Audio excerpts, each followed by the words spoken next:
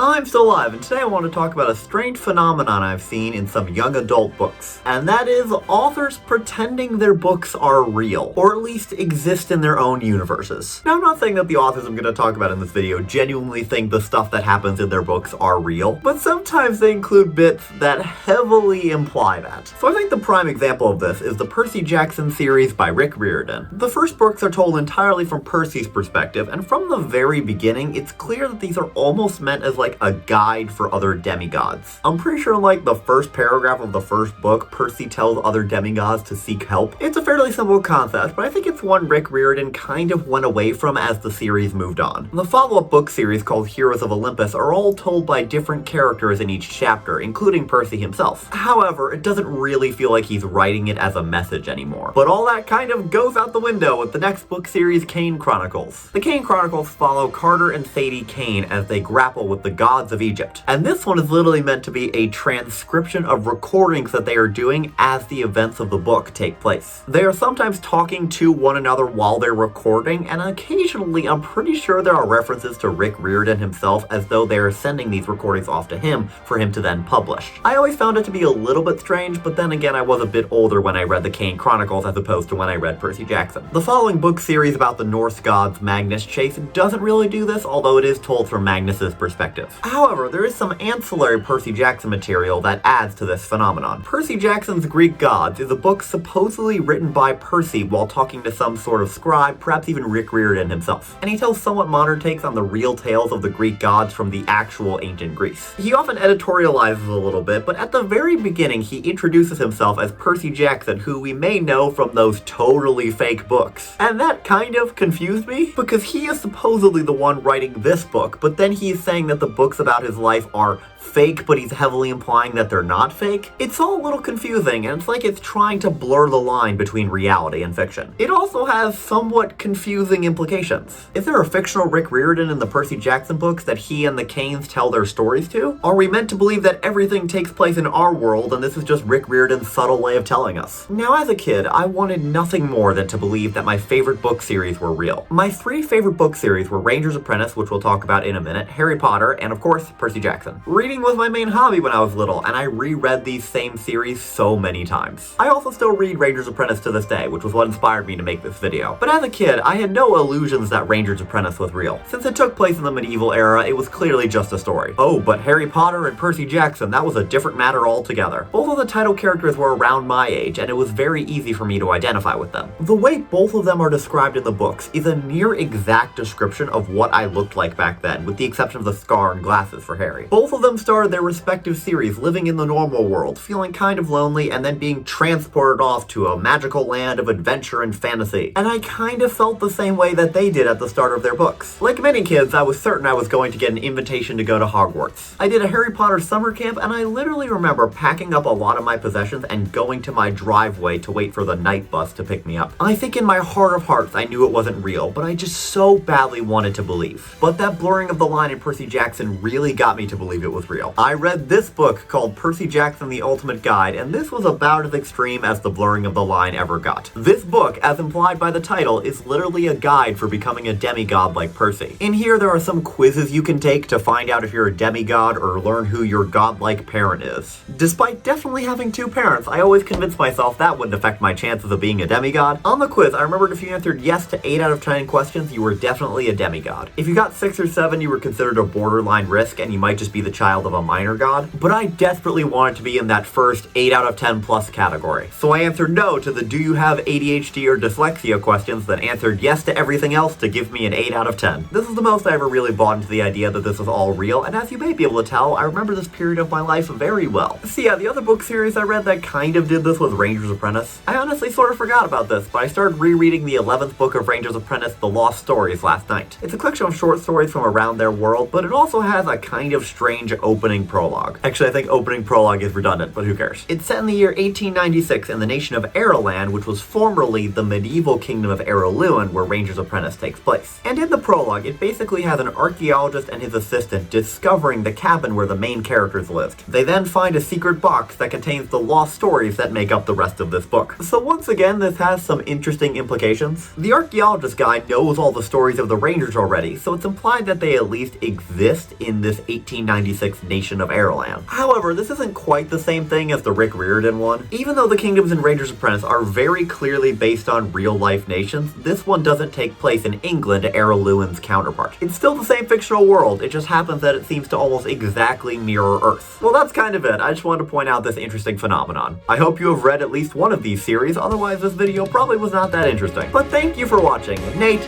I'll see you tomorrow.